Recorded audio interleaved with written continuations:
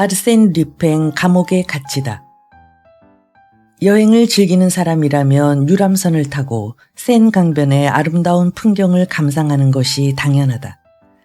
특히 그 부근에 있는 쥐메주에서 생방드리유의 폐허까지 이어지는 길 옆, 강 중간 바위 위에 자리 잡고 있는 말라키의 아늑하고 독특한 봉건시대의 성을 놓쳐서는 안 될 것이다.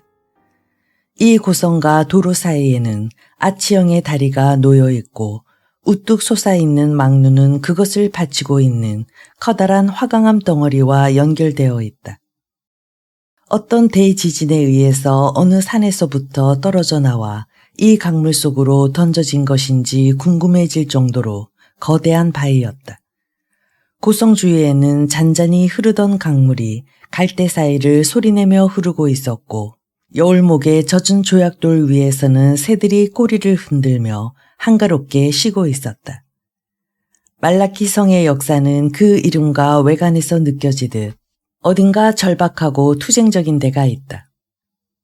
부정한 입술을 뜻하는 그 이름만큼이나 거칠며 그 모습만큼이나 복잡한데 그것은 투쟁과 침략, 돌격과 강탈, 사륙의 연속이었다. 코 지방에 전해지는 이야기에는 반드시 이 성을 무대로 펼쳐졌던 수많은 범죄가 전율과 함께 등장하며 괴이한 이야기들이 전설처럼 전해지고 있다. 그 중에서 곧잘 화제에 오르는 것은 샤를 7세의 아름다운 애첩이었던 아네스 소렐의 거처와 쥐미에주 사원 사이에 연결되어 있었다던 유명한 지하 통로 얘기다. 예전에는 영웅들과 도적들의 운둔처였던 이 낡은 성에 지금은 나탄 카오른 남작이 살고 있다. 그는 예전에 증권가에서 사탄 남작이란 별명으로 불렸던 냉혈한인데 온갖 술수로 엄청나게 재산을 긁어모은 벼락부자였다. 말라키 성의 성주는 파산하여 하는 수 없이 조상대대로 내려오던 이 성을 거의 공짜나 다름없는 가격으로 남작에게 팔았다. 성을 사들인 남작은 오래된 가구, 회화, 도자기, 목조 조각 등 멋진 소장품들을 이 낡은 성 안으로 옮겨왔다. 그는 나이든 3명의 하인과 함께 이곳에서 독신으로 생활하고 있었다. 찾아오는 사람도 전혀 없었다. 그는 루벤스 작품 석점과 와토 2점, 명공 장구종이 만든 설교단과 그 외의 수많은 명품들, 그리고 그가 경매장에서 한 호사가와 경쟁하여 손에 넣은 명기를 소유하고 있었다. 하지만 이러한 진품을 감상해 줄 사람이 아무도 없었다. 사탄 남작은 무엇인가를 두려워하고 있었다. 그가 걱정하는 것은 결코 자신의 신상에 가는 것이 아니었다.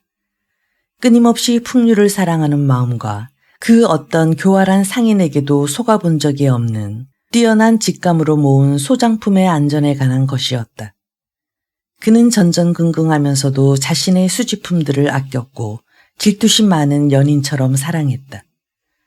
그는 날마다 해가 지면 육지와 연결된 다리 2개와 성의 정문을 지키는 4개의 철문을 닫고 거기에 빗장을 채웠다. 그리고 아주 미세한 움직임만 있어도 침묵을 깨고 배를 요란스럽게 울려댔다. 센 강 쪽으로는 바위가 절벽을 이루기 때문에 어떤 불안도 있을 수 없었다. 그러던 9월의 어느 금요일, 평소와 다름없는 시간에 우편 배달부가 다리 끝에 모습을 나타냈다. 역시 평소와 다름없이 남작이 육중한 철문을 반쯤 열었다. 몇 년 동안 보아오던 사람이라는 사실 따위는 잊은 듯 남작은 이 시골 사람의 수더분한 얼굴과 꾸밈없는 눈빛을 꼼꼼하게 살피며 쳐다보았다. 우체부가 어이없다는 듯이 웃으며 말했다. 남작님, 언제나 변함없이 접니다. 이 옷과 모자를 훔쳐 변장한 수상한 사람이 아니라고요. 걱정 마세요. 그건 알 수 없는 일이지. 카오른이 중얼거렸다. 우체부가 신문을 한 묶음 내밀었다. 그리고 덧붙여 말했다. 그리고 남작님, 오늘은 다른 게 한 가지 더 있습니다. 다른 거? 등기로 온 편지예요. 무슨 서류라고 하던데요. 친구도 자신을 걱정해 줄 만한 사람도 전혀 없는 고독한 처지의 남작에게 편지라니. 그는 한 번도 그런 걸 받아본 적이 없었다. 따라서 그는 이 보기 드문 일이 왠지 불길하게 느껴졌다. 숨어 살고 있는 이 성까지 쫓아온 알 수 없는 발신자는 대체 누구란 말인가? 여기에 사인을 해주세요, 남장님.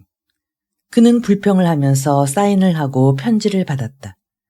그리고는 우체부가 모퉁이를 돌아 모습이 보이지 않을 때까지 한참 동안 지켜보았다.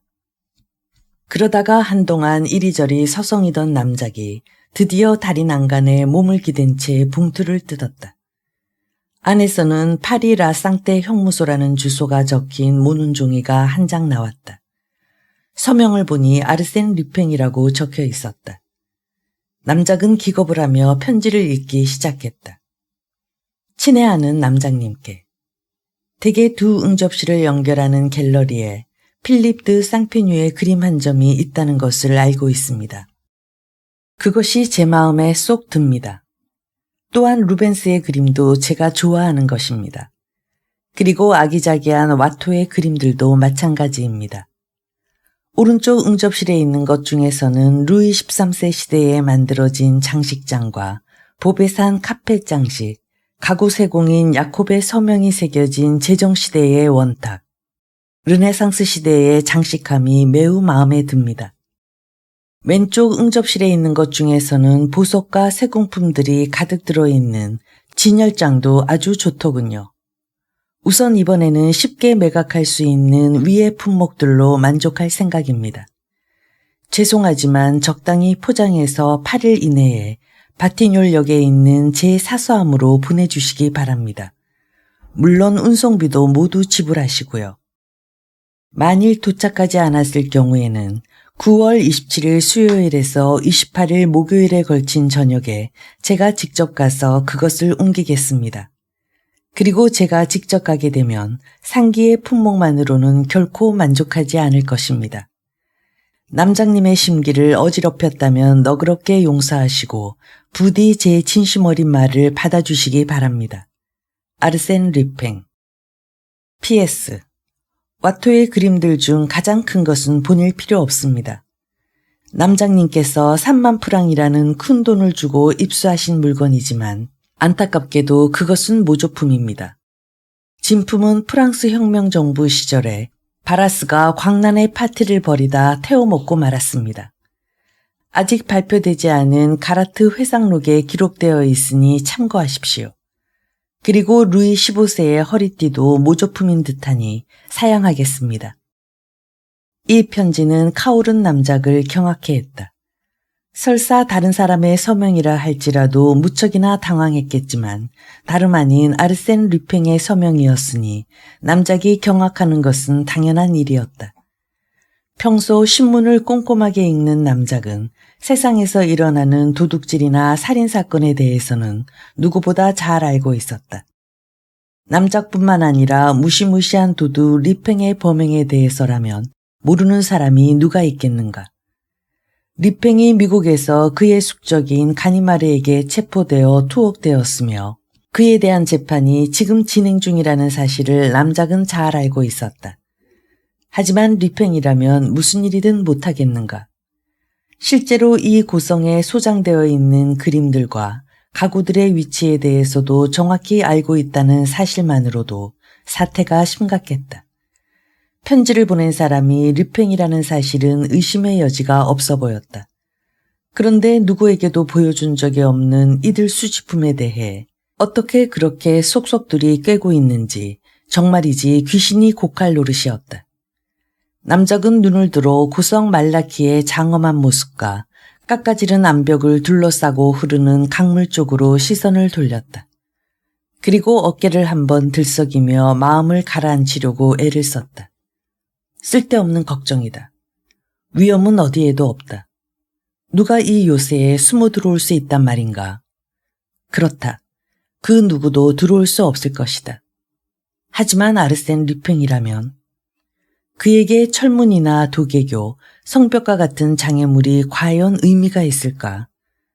만약 아르센 류팽이 그 목적을 달성하겠다고 마음만 먹는다면 제 아무리 정교하게 고안된 장애물과 제 아무리 빈틈없는 방범이라 하더라도 아무 소용이 없을 것이다.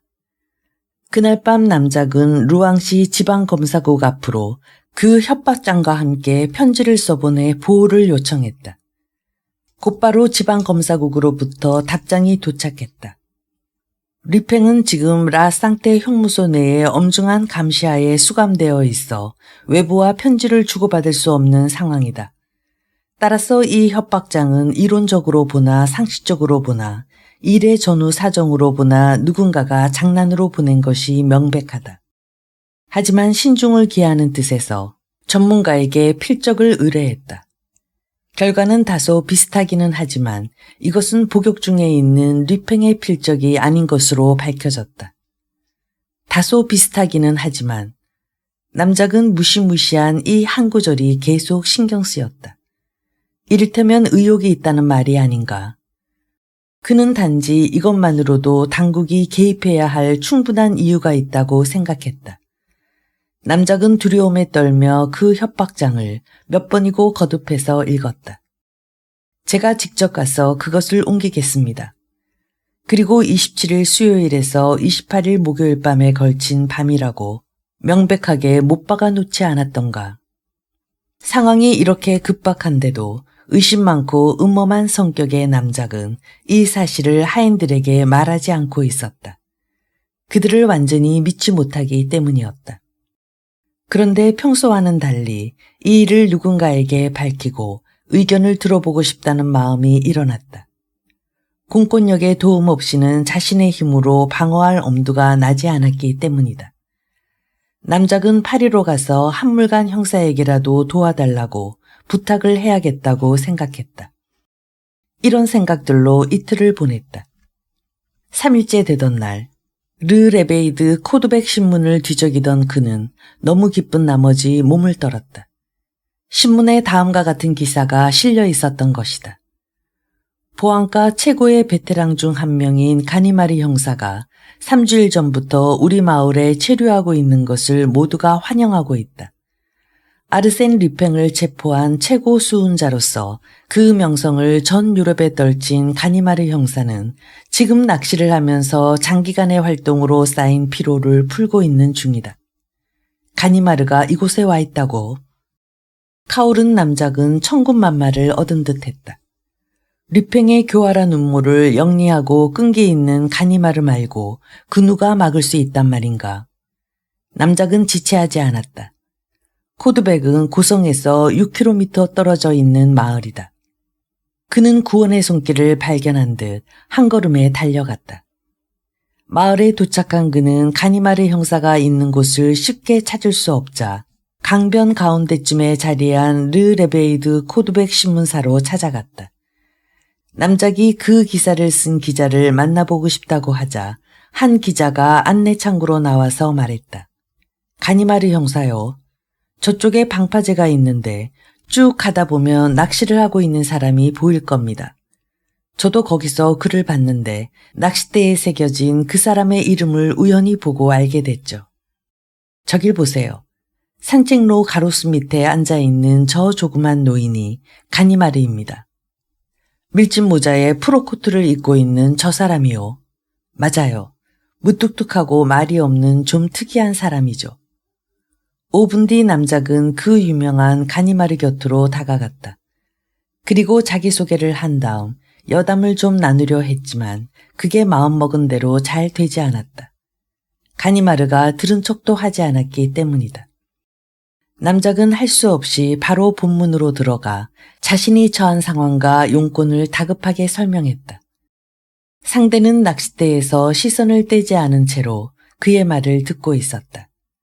그러다가 갑자기 돌아앉더니 머리끝에서 발끝까지 남작을 훑어보고는 딱하다는 표정으로 이렇게 말했다. 남작, 자신이 미리 물건을 훔치러 가겠다고 예고하는 도둑이 어디 있단 말입니까? 특히 아르센 리팽이 그런 말도 되지 않은 짓을 할 것 같습니까?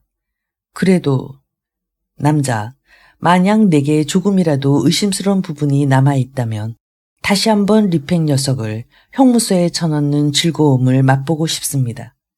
하지만 안타깝게도 그 사람은 지금 형무소에 있습니다.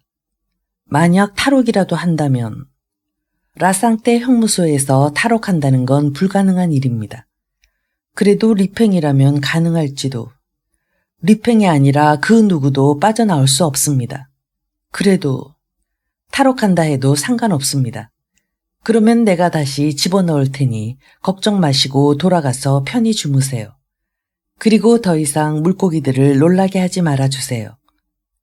대화는 이것으로 끝났다. 남작은 가니마르가 큰소리 치는 것을 보고 걱정할 일이 아닌지도 모른다고 생각하며 어느 정도 편안한 마음으로 집에 돌아왔다. 집에 돌아온 그는 돌아다니며 자물쇠를 점검하고 하인들의 거동을 살펴보았다. 그렇게 다시 이틀이 지났고 마침내 남작은 자신의 걱정이 쓸데없는 망상에 불과하다고 생각했다. 가니마르의 말처럼 자신이 물건을 훔치러 가겠다고 상대방에게 미리 알리는 도둑이 세상 어디에 있단 말인가. 아무튼 예고된 날이 점점 다가오고 있었다. 27일 하루 전인 화요일 아침까지는 아무런 일도 일어나지 않았다.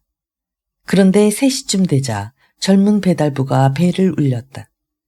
그 배달부는 다음과 같은 내용이 담긴 전보를 내밀었다.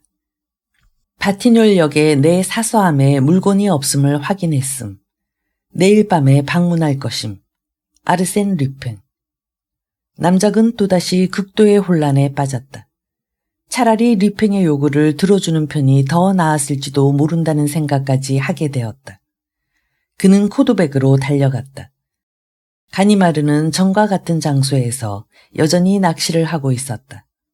남작은 아무 말도 하지 않고 그 전보를 내밀었다. 이게 어쨌다는 거죠? 가니마르가 말했다. 어쨌다니요. 드디어 내일이 바로 그날입니다. 뭐가 말입니까? 녀석이 침입해서 도둑질하는 날이요. 내 소장품들을 모두 훔쳐갈 거란 말이요. 가니마르가 낚싯대를 놓고 남작 쪽으로 돌아앉았다. 그리고 팔짱을 끼며 짜증 섞인 목소리로 외쳤다. 당신, 설마 내가 이런 터무니없는 얘기를 믿을 거라고 생각하고 있는 건 아니겠지. 당신이 27일에서 28일에 걸친 밤 동안 나의 성을 지켜주시오.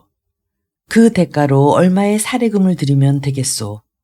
한 푼도 필요 없소. 그 대신 날 좀 내버려 두시오. 금액을 정해보시오. 나는 부자요. 엄청난 부자란 말이오. 무례하기 짝이 없는 이 요구에 가니마르는 온몸에 힘이 빠져나가는 듯 했다. 그는 생각을 받고 지금까지와는 달리 조용한 목소리로 말했다. 지금 나는 이곳에서 휴가를 보내고 있는 중이오. 내게는 사건에 관여할 권리가 없소. 당신이 도왔다는 얘기는 아무한테도 하지 않겠습니다. 무슨 일이 일어나든 침묵을 지키겠다고 약속하겠습니다. 글쎄요, 별로 도울 일이 없을 텐데. 어떻습니까? 3,000프랑이면 되겠습니까? 가니마르가 담배를 하나 꺼내 물었다. 그리고 잠깐 생각에 잠겼다가 말했다. 알겠습니다. 단 이거 하나는 솔직하게 말해둬야겠군요. 그 돈은 시궁창에 버리는 것과 다름없다는 거려. 그건 아무래도 상관없습니다. 그렇습니까? 그럼 받아두죠. 상대는 류팽입니다. 무슨 짓을 할지 알 수 없죠. 놈이 열거한 항목들을 보니 그건 혼자 할 수 있는 일이 아니오. 분명 부하들을 여럿 거느리고 있을 거요. 대개 하인들은 믿을만 합니까? 그게 좀... 그렇다면 그들을 믿지 않는 게 좋겠소. 전보로 믿을 만한 친구 둘을 부르겠습니다. 그러는 편이 더 안심할 수 있을 듯합니다. 자, 그만 돌아가세요. 우리가 같이 있는 모습은 보이지 않는 게 좋습니다. 그럼 내일 밤 9시경에 뵙겠습니다. 아르센 류팽이 예고한 그 다음 날 카오른 남작은 벽에 걸어두었던 무기를 가져다 손질한 후 말라키성 주위를 둘러보았다. 특별히 의심스러운 점은 발견되지 않았다. 저녁 8시 30분. 그는 하인들을 내보냈다. 그들은 구석진 곳에 있는 별채의 한쪽 끝에서 살고 있었다. 혼자 남은 남작은 조용히 4개의 문을 열었다.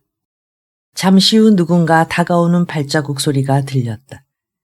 가니마르 일행이었다. 가니마르가 두 부하를 소개했다. 황소처럼 강인해 보이는 어깨와 곰과 같은 손을 가진 우람한 체격의 사내들이었다. 가니마르는 성 내부에 대해 설명을 해달라고 했다. 그런 다음 성안을 살펴보고는 만약에 대비해서 위협을 받고 있는 두 방으로 통하는 모든 창과 문을 꼼꼼하게 밀폐했다. 그리고 벽면을 살펴본 뒤 벽의 장식과 바닥에 깔린 카펫을 살펴보았다.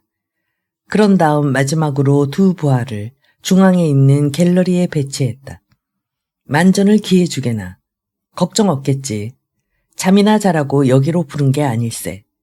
조금이라도 이상한 일이 있으면 정원적으로 난 창을 열어 나를 부르게. 강 쪽에도 신경을 써주기 바라네. 그런 녀석들은 10m 정도 높이의 절벽 같은 건 조금도 두려워하지 않으니 말일세. 그는 두 사람을 갤러리 안에 남겨놓고 열쇠를 꺼내든 뒤 남작에게 말했다. 그럼 이제 우리도 각자 위치로 갑시다. 그는 미리 봐둔 두 대문 사이에 두꺼운 성벽 중간에 만들어진 조그만 방에서 밤을 지새기로 했다. 그곳은 예전에 야간 경비를 서던 곳이었다. 밖을 내다볼 수 있는 창이 다리 쪽으로 하나 나 있었으며 또 다른 하나는 정원 쪽으로 나 있었다. 구석에 우물처럼 생긴 둥그런 구멍이 있었다. 남자, 이 우물이 지하로 통하는 유일한 입구가 맞습니까? 그리고 예전에 이미 그 통로를 막아버렸다고 말씀하셨죠. 그렇습니다. 그렇다면 리팽만이 알고 있는 다른 출입구가 없는 한 우리들은 마음을 놓아도 되겠습니다. 그는 의자 3개를 나란히 늘어놓았다. 거기에 길게 누워 파이프에 불을 붙이고 한숨을 쉬었다. 남자, 내가 이렇게 한심한 일을 하기로 한 것은 사실 내가 노후의 살집을 한층 더 올리고 싶었기 때문이에요. 언젠가 이 이야기를 나의 친구인 리팽에게 들려주면 녀석은 배를 움켜쥐고 웃어댈 겁니다. 하지만 남작은 웃지 않았다. 시시각각 깊어만 가는 불안한 마음에 가만히 귀를 기울인 채 어둠 속을 뚫어져라 쳐다볼 뿐이었다. 그리고 이따금 입을 떡 벌리고 있는 구멍 밑을 불안한 눈빛으로 들여다보곤 했다. 자정이 지나 새벽 1시를 알리는 종소리가 울렸다. 남작은 갑자기 가니마르의 팔뚝을 움켜쥐었다. 깜짝 놀라 형사가 눈을 떴다. 무슨 소리가 들리죠? 네. 저건 무슨 소리죠? 내 코 고는 소리예요.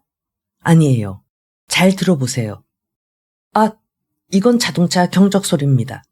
그렇다면 리팽이 당신의 성을 부수기 위해 자동차를 몰고 오겠소. 걱정 말아요. 제발 안심하고 조금이라도 주무세요. 미안하지만 난 이만 눈을 붙여야겠네요. 사방이 고요했다. 가니마르는 이내 잠이 들었고 남작은 그가 규칙적으로 크게 코를 골아대는 소리 외엔 아무것도 듣질 못했다. 새벽녘 그들은 자신들이 있던 조그마한 방에서 나왔다. 상쾌한 기운과 더불어 강물 냄새가 코끝에 다가왔고 아침의 평화가 고성을 감싸고 있었다. 남작은 마음이 누그러진 듯한 표정이었고 가니마르는 여전히 느긋한 표정이었다. 두 사람은 조용한 저택의 계단을 올라갔다. 아무런 소리도 들리지 않았다. 이상히 여길 만한 것은 아무것도 없는 듯했다. 남자, 내가 말한 대로지요. 역시 이 일은 맞는 게 아니었어요. 창피해서 어디 가서 말을 할 수도 없고. 그는 열쇠꾸러미를 꺼내 갤러리 안으로 들어갔다. 두 형사는 의자 위에 웅크리고 앉아서 두 팔을 축 늘어뜨린 채 완전히 잠들어 있었다. 꼴들 좋다. 뭐하는 짓들이야. 가니마르가 소리를 버럭 질렀다. 그때 남작이 갑자기 비명을 질러댔다. 아, 내 그림이 없어졌어. 그림이 없어졌어. 그림들, 그리고 장식장도. 남작은 숨 넘어가는 소리로 계속해서 더듬거렸다. 텅 비어버린 채 몸만 덩그러니 박혀있는 빈벽 쪽으로 손을 가리키며 중얼거렸다. 와토가 사라졌다. 루벤스도 도둑 맞았다. 장식용 카펫도 벗겨갔고 장식 속의 보석도 모두 사라졌다. 내 루이 15세 양식의 대형 촛대, 그리고 18세기 촛대가, 12세기 성모상도 모두 없어졌어. 절망한 그는 당황해서인지 우왕좌왕했다. 자신이 사들였던 가격을 생각했다. 그에 따른 피해액을 계산한 뒤 숫자를 더해갔다. 횡설수설, 알 수 없는 말들을 더듬더듬 이어갔다. 분하고 억울한 마음에 마구 날뛰다가 허공을 향해 손을 휘저으며 미친 듯이 몸부림쳤다. 마치 완전히 파산하여 자신의 머리에 총구를 들이대는 것 외에 달리 방도가 없는 것처럼 절망의 몸짓을 해댔다.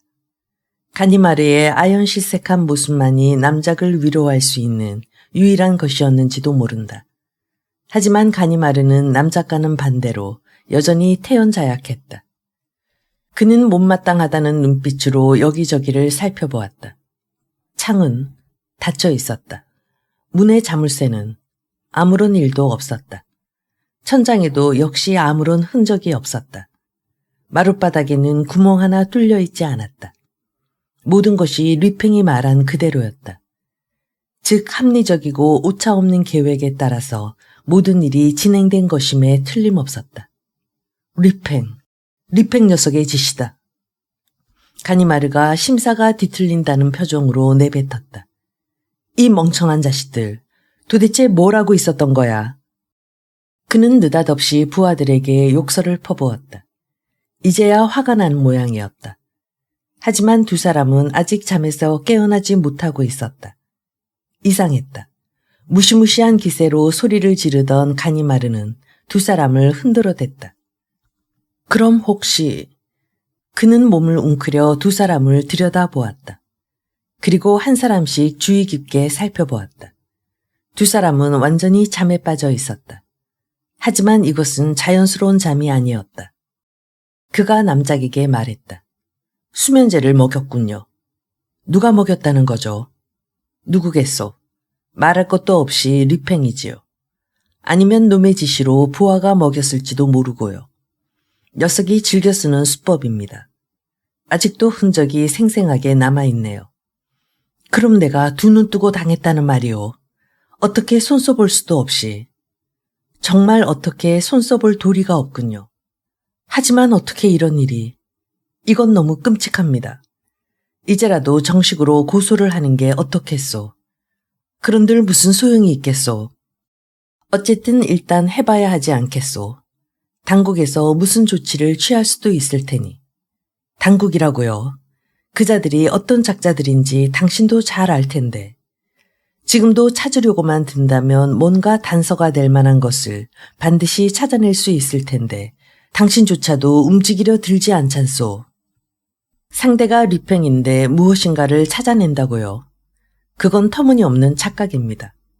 류팽은 절대로 단서가 될 만한 것을 남기지 않습니다. 상대가 류팽인 한 우연은 존재하지 않아요. 미국에서 내게 체포된 것도 일부러 그런 게 아닐까 하는 생각이 들 정도입니다. 그러니까 나는 도둑맞은 그림을 비롯한 모든 물건을 포기해야 한단 말인가요? 하지만 도둑맞은 것들은 내 수집품 중에서도 제일 중요한 것들입니다.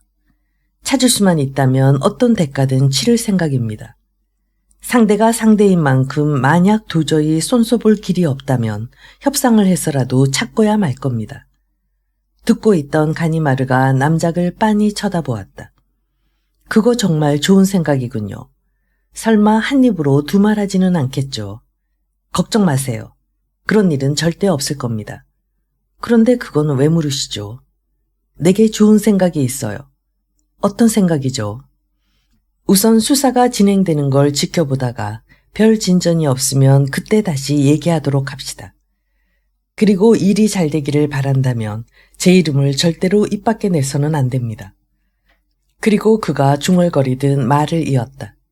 어차피 자랑할 만한 일은 아니니까. 두 부하는 그때서야 멍한 표정으로 정신을 차리는 중이었다.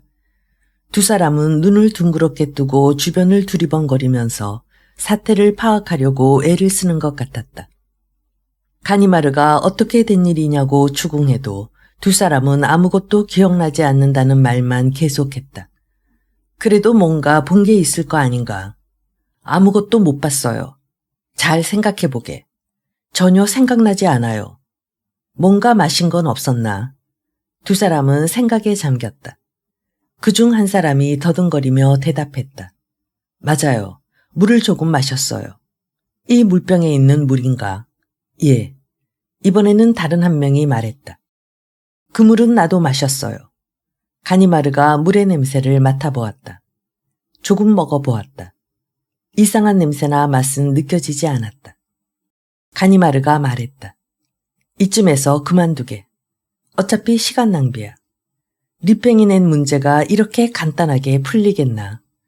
확실히 말해두겠네만 내 그 녀석을 다시 한번 체포해서 박살을 내겠네. 이번에는 내가 졌지만 마지막에는 반드시 이겨 보이겠네.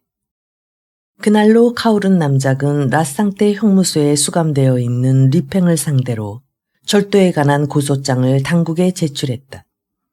그 후 말라키성은 경찰들과 검사, 판사, 신문기자들, 그리고 호기심에 가득 찬 마을 구경꾼들로 북적대기 시작했다. 때문에 남작은 고소한 것을 몇 번이고 후회했다. 사건은 삽시간에 세상에 퍼졌고 사람들은 아르센 리팽에 대한 상상력을 동원하며 얘기꽃을 피웠다. 뿐만 아니라 신문들은 앞다투어 그와 관련된 기사를 싣느라고 열을 올렸고 사람들은 황당무계한 내용까지 그대로 믿어버리는 분위기가 형성되었다.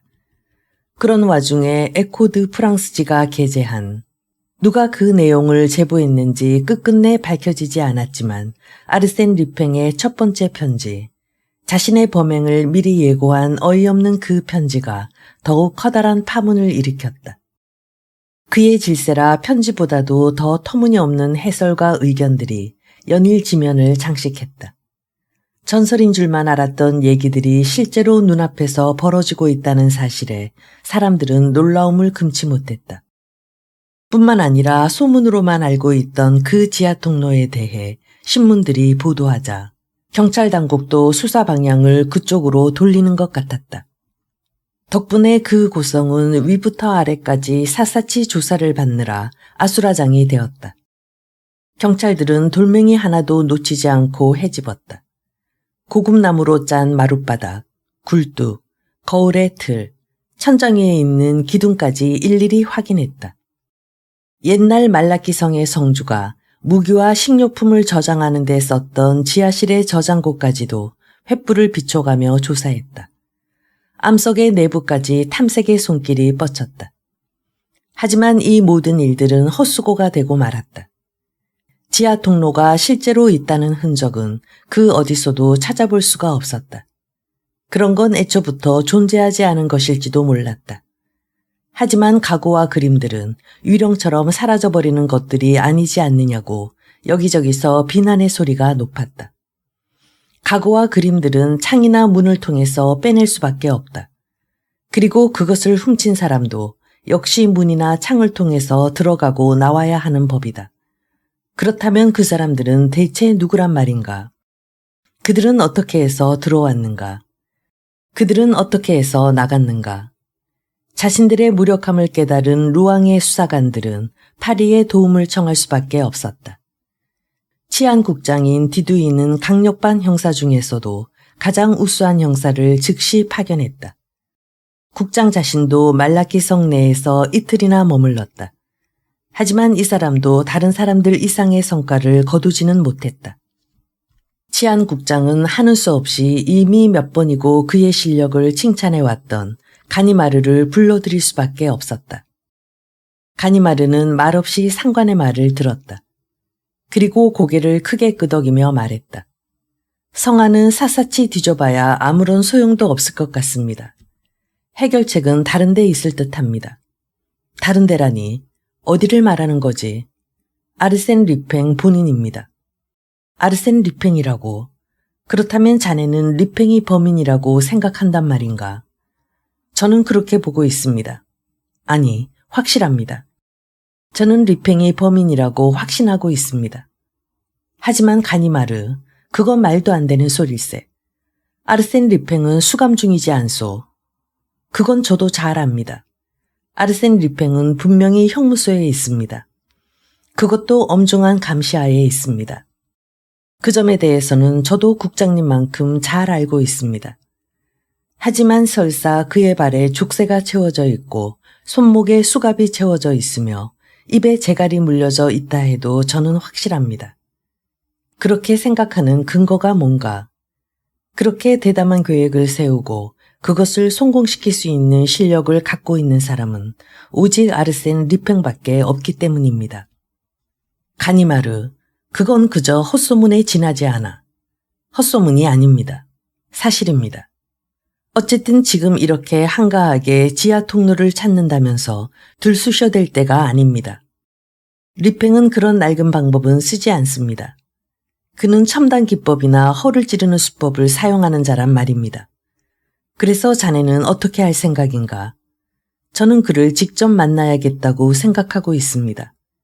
녀석의 감방 안에서. 그렇습니다. 미국에서 배를 타고 돌아올 때 우리는 많은 이야기를 나눴습니다. 그는 저에게만은 마음을 열어놓을 거라고 생각합니다. 자신이 위험에 처하지만 않는다면 모든 것을 기꺼이 말할 겁니다. 가니마르는 12시가 조금 넘은 시각에 리팽이 있는 감방 안으로 들어갔다. 침대 위에 누워있던 리팽이 머리를 들더니 반갑다는 듯이 소리를 질렀다.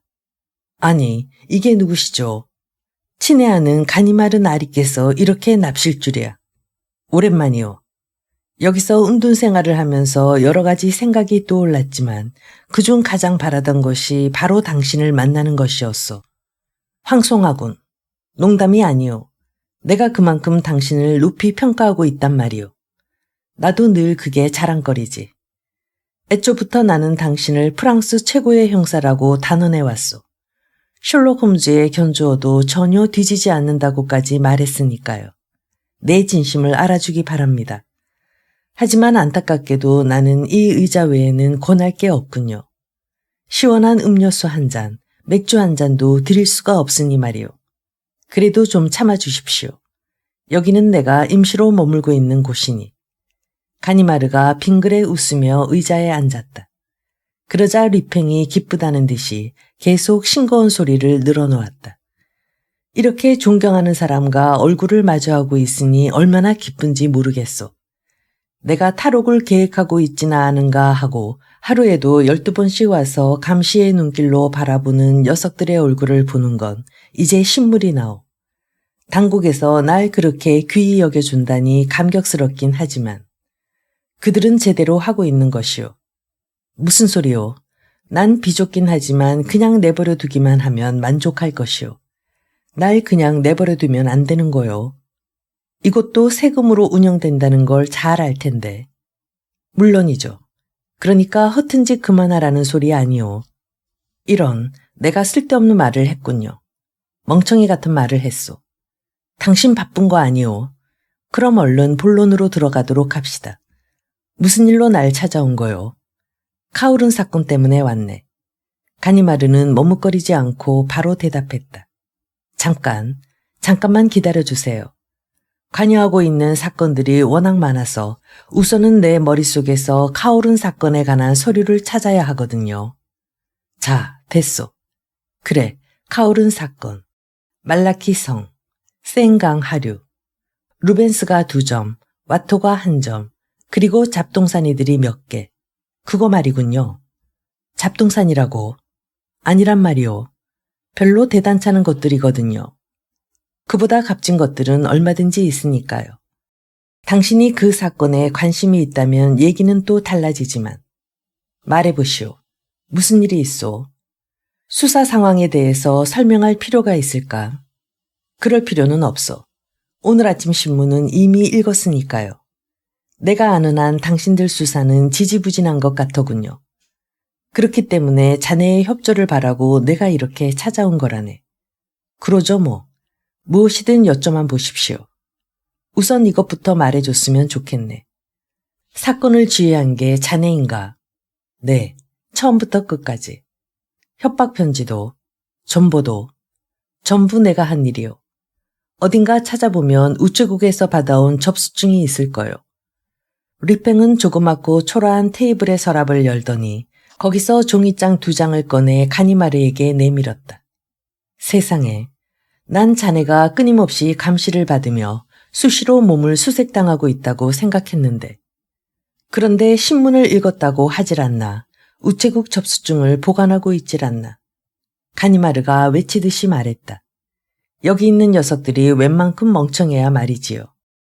쓸데없이 옷의 안감을 까디집질 않나, 구두 밑창을 찾아보질 않나, 이 감방벽을 두드려 보질 않나.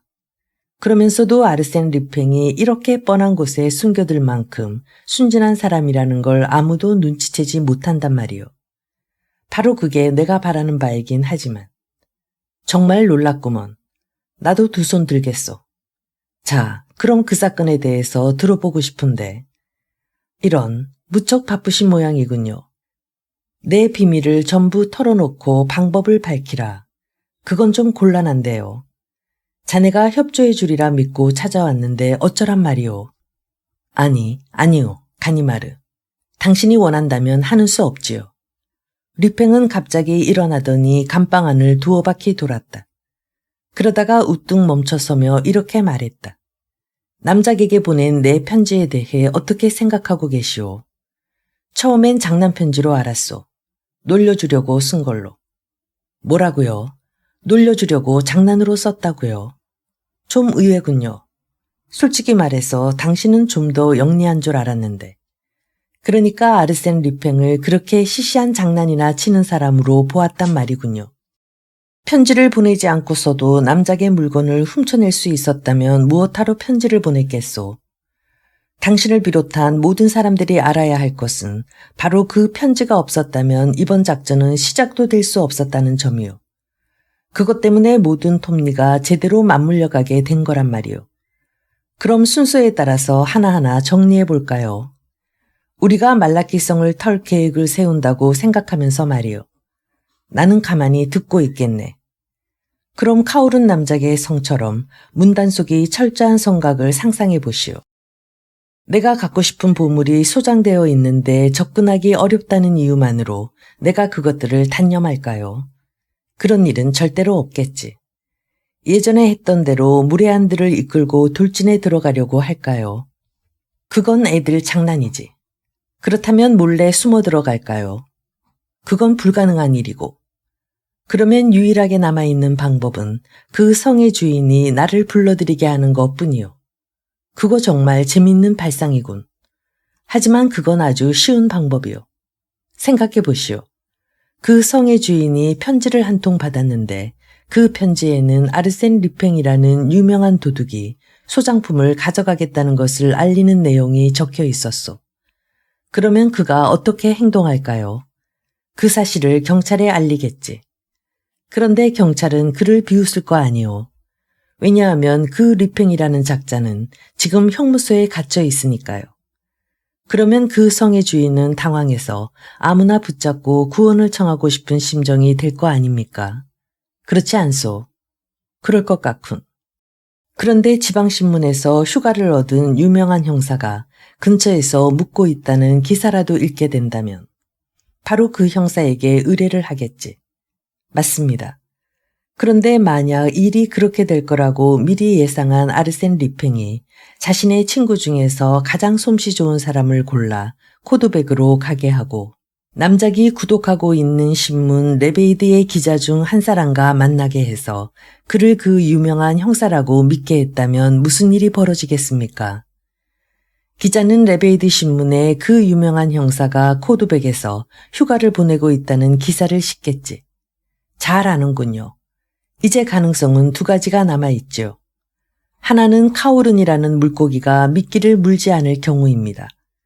그러면 아무 일도 일어나지 않고 지나가겠죠. 하지만 두 번째가 더 확률이 높다고 보는데 남작은 서둘러서 가짜 형사를 만나러 가는 겁니다. 그렇게 되면 카오른은 나로부터 자신을 지키기 위해 내가 고용한 친구에게 도움을 청할 거라는 거죠. 본인이 직접 나서서 어서 옵시오 하는 셈이로군. 하지만 그 형사도 처음에는 협력하기를 거부하지요. 바로 그때 르팽으로부터 전보가 도착합니다. 깜짝 놀란 남작은 내 친구를 찾아가서 거듭 애원하며 그에 상응하는 보상을 하겠다고 통사정을 합니다. 내 친구는 그의 청을 수락하고 다른 친구 중에서 듬직해 보이는 사람 둘을 데리고 성으로 향합니다. 그날 밤 카오른 남작이 성 안에서 그의 보호자에게 감시를 받고 있는 동안 두 사람이 밧줄을 이용해서 창 밑에 미리 대기하고 있던 배로 몇몇 수집품들을 내려보내는 겁니다. 아주 간단한 일 아닙니까? 정말 기막히게 간단하군. 계획의 대담함과 세세한 부분에까지 미친 섬세함은 감탄하지 않을 수가 없군. 그런데 그 이름만으로도 그렇게 남작을 매달리게 한 그 유명한 형사는 도대체 누구요? 가니마르가 물었다. 그럴 만한 사람은 딱 한 사람뿐이지요. 딱 한 사람. 누군가. 너무나도 유명한 형사. 아르센 류팽의 철전지 원수. 가니마르 형사. 바로 당신이요. 그게 나라고. 그래요. 바로 당신이요. 가니마르. 여기서 무엇보다 재미있는 것은 만약 당신이 그 성으로 달려가서 남작의 설명을 듣게 된다면 당신은 나를 미국에서 체포해 왔을 때처럼 당신 자신을 체포하는 것이 당신의 의무라는 사실을 깨닫게 될 거요. 하하하하. 정말 멋진 복수 아닙니까? 가니마르로 하여금 가니마르를 체포하게 했으니까 말이요. 아르센 류팽이 매우 즐겁다는 듯이 큰 소리로 웃었다. 형사는 기분이 상한 듯 입술을 깨물었다. 마침 간수가 들어왔기 때문에 가니마르는 얼른 냉정을 되찾았다. 간수는 특별 허가를 얻어 근처 레스토랑에서 만들어 차입되고 있는 류팽의 식사를 가져왔다. 음식을 안으로 들여놓고 간수는 그대로 밖으로 나가버렸다. 아르센은 주저앉은 채로 빵을 잘라 두어 입 베어 물더니 다시 말을 이었다. 당황할 거 없소, 가니마르.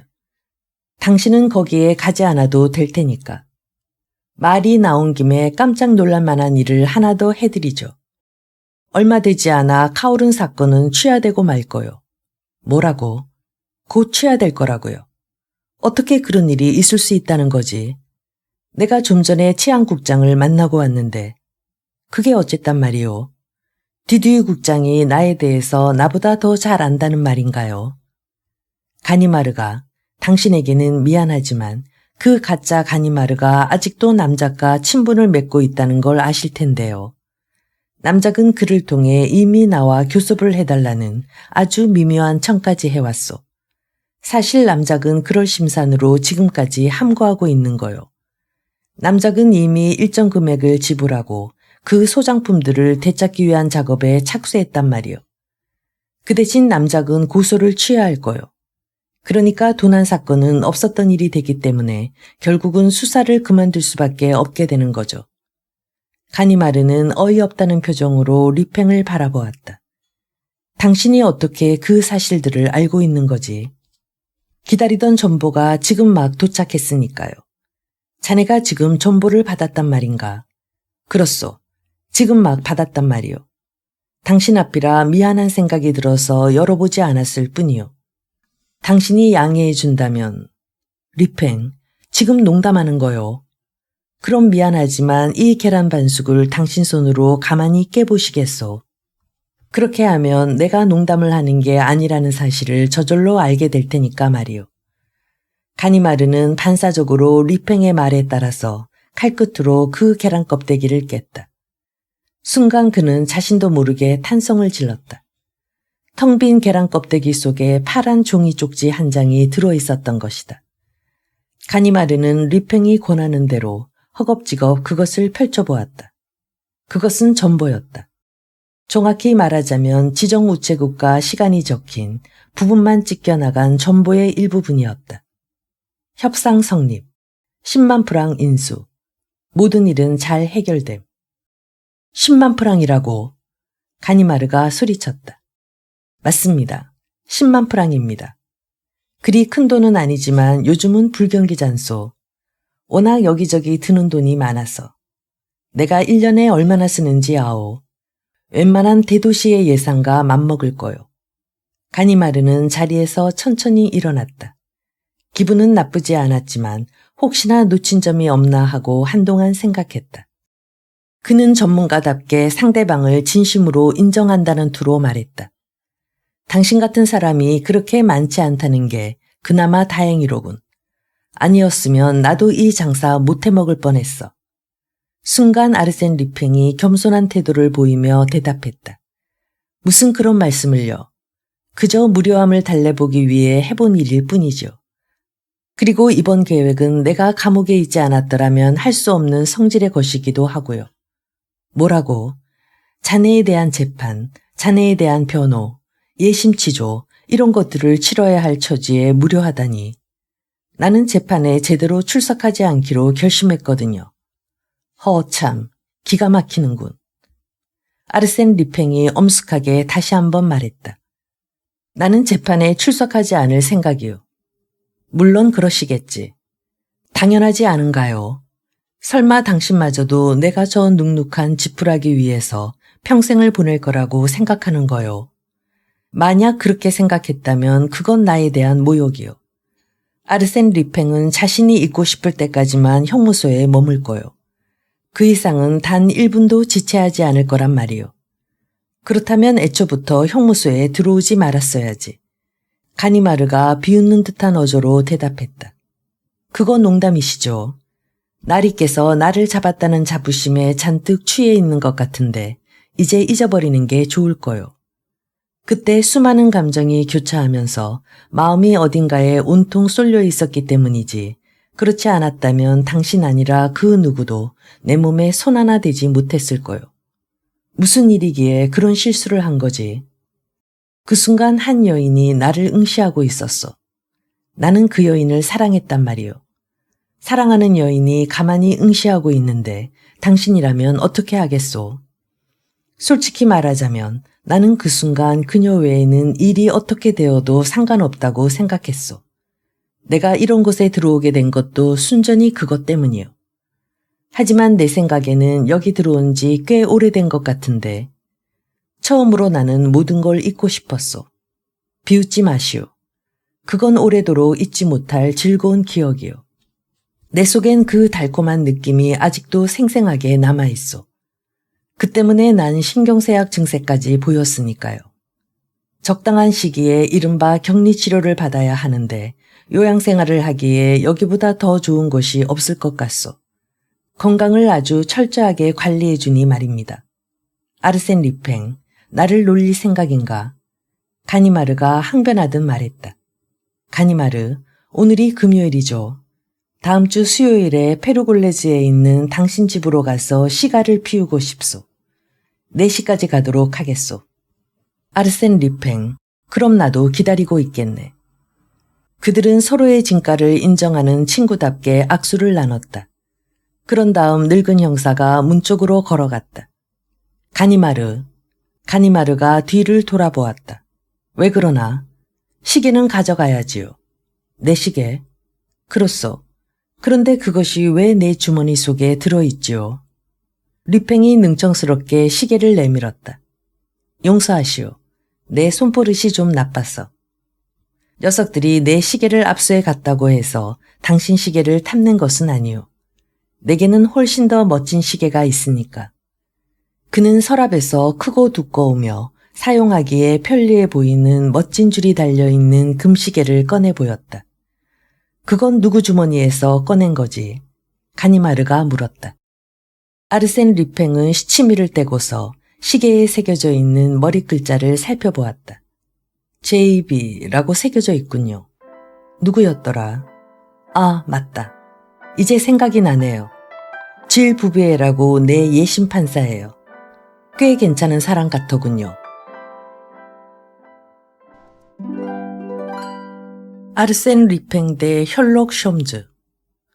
모리스 르블랑의 초기 아르센 리팽 시리즈 작품 중 하나로 아르센 리팽 대 셜록 홈즈가 있습니다. 이 작품에서 셜록 홈즈의 무단 도용 문제가 큰 이슈가 되었습니다. 원래 르블랑 본인이 창조한 궤도 아르센 리팽과 아서 코난 도일이 만든 탐정 셜록 홈즈를 자신의 작품 내에서 대결하게 했는데 무단 도용인데다 기존의 셜록 홈즈 캐릭터를 비하적으로 묘사한 부분 등이 논란이 되어 셜록 홈즈의 성과 이름의 이니셜을 맞바꾸어 홀록 홈즈로 고쳐 발표하였습니다. 재미있는 일화죠.